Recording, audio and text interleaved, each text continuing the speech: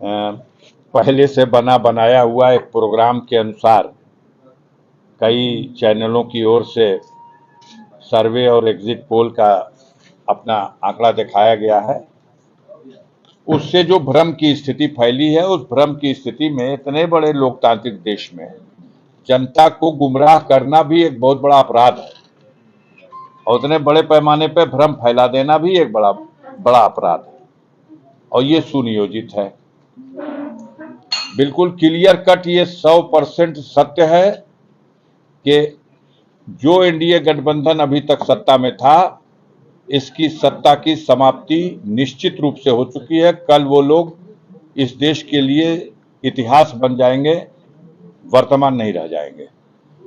अब आज भर का दिन है, जितना उस पर सजा संवार लिया जाए। गाजीपुर में भी जीत रहा है एनडीए, तो दिल के बहलाने को गालिब ये ख्याल अच्छा है। पूर्वांचल की अभी भी मेरा दावा है कि 2 सीटों को छोड़ के सारी की सारी सीटें इंडिया गठबंधन जीत रहा। 13 सीटों में जो लास्ट राउंड का चुनाव हुआ, मात्र 2 सीटों पर फाइट है। एक सीट महामहिम प्रधानमंत्री श्री नरेंद्र मोदी जी की, लेकिन बहुत कांटे की टक्कर है, और दूसरी सीट गोरखपुर की। बाकी सारी सीटों पर चुनाव हार चुके हैं लोग। सपना देखना कि लाभार्थी समूह हमको वोट कर गया है, ये सपना टूटेगा इसी गाजीपुर में। देखिएगा लाभार्थी समूह किसको वोट करेगा। आप भी कल मिलोगे, हम भी कल मिलेंगे। कल 12 बजे के बाद खैरियत हम आपकी पूछेंगे, आप मेरी पूछ लीजिएगा।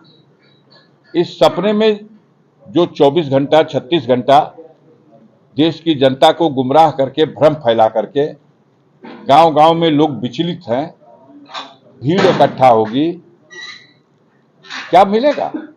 जनता को धोखा देना तो अपने आप में बड़ा गुनाह का विषय है।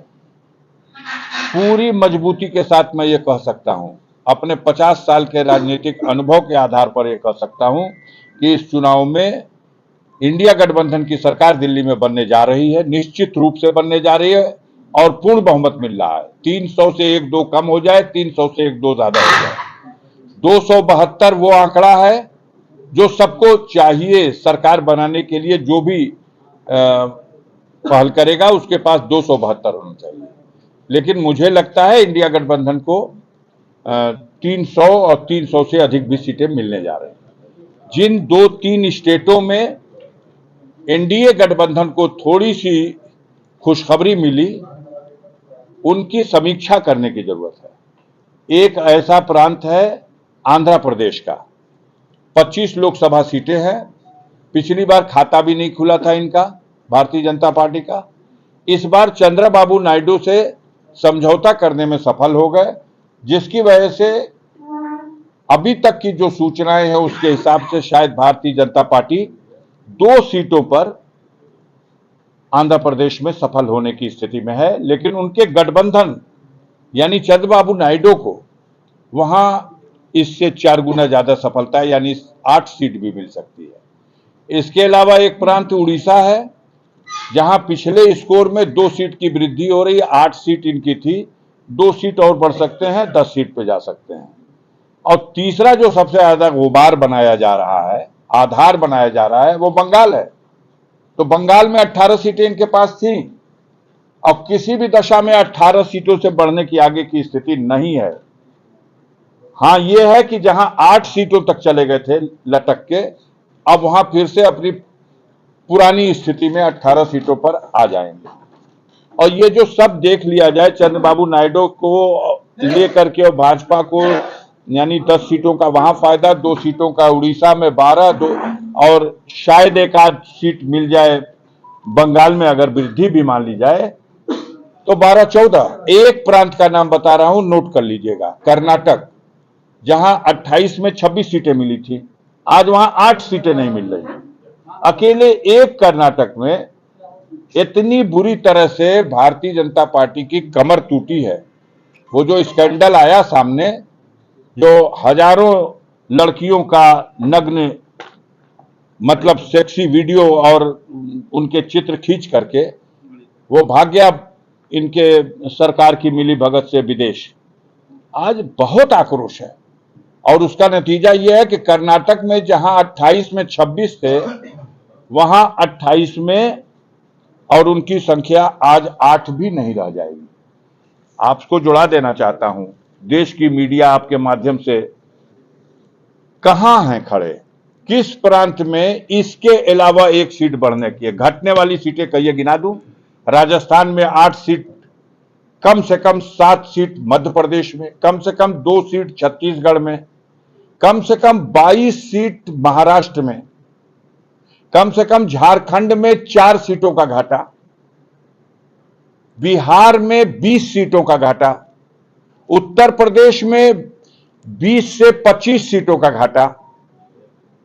कहां खड़े हैं? कितनी थी जो एनडीए की सरकार थी, इनकी खुद की सीट थी 302 और अलायंस की सीटें मिलाकर के हो रहे थे 352।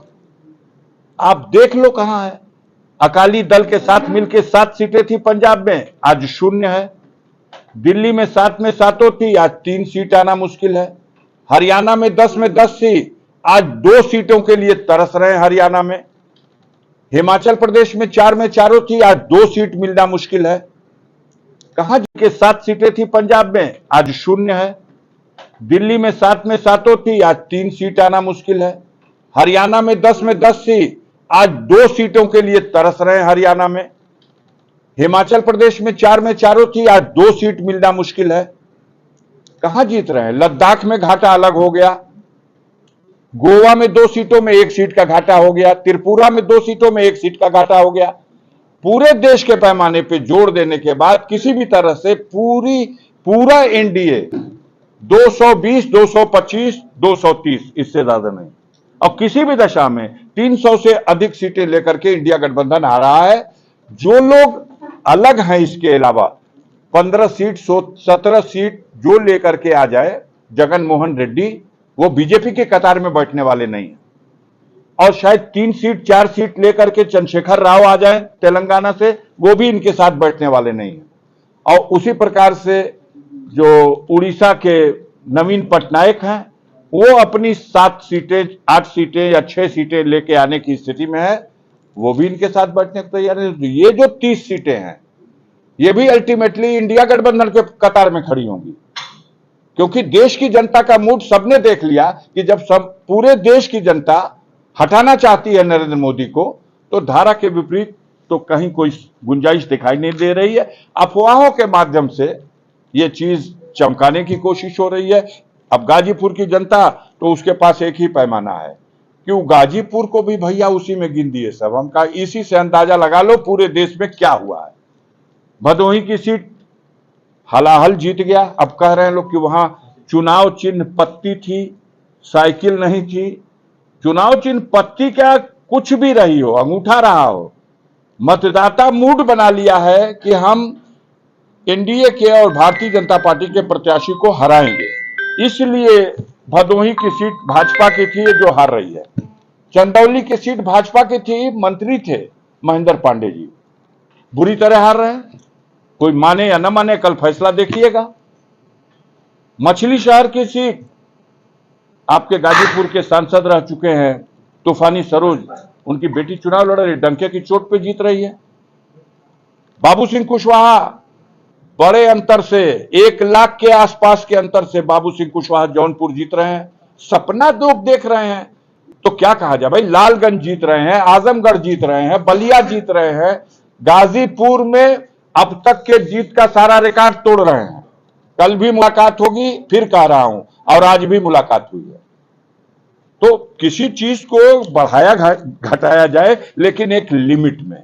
बहरहाल किसी वजह से, किसी और कारणों से, हमने एक खबर पढ़ी थी जिसमें साफ तौर से माननीय मंत्री जी लिखा था 10 अरब रुपया भारत सरकार के खजाने से निकाला गया है और मीडिया बंधुओं की सेवा में विज्ञापन के लिए दिया गया है। तो इस तरह की उम्मीद तो थी कि ऐसा कोई आएगा चमकता हुआ, लेकिन अब कल है, हम लोगों को कोई इससे बहुत नुकसान नहीं होने वाला है। आम जनता भ्रमित हो रही है, आम जनता के साथ धोखा हो रहा है और मीडिया की विश्वसनीयता पर धब्बा लग रहा है। इसलिए मेरा अनुरोध है कि सही खबरें चलाइए और सही खबरों का पता कीजिए। चौथे स्तंभ की हैसियत से देश में अपनी भूमिका निभाइए। देश संकट की स्थिति में है, इसको और संकट में न डालिए। बहुत बहुत धन्यवाद।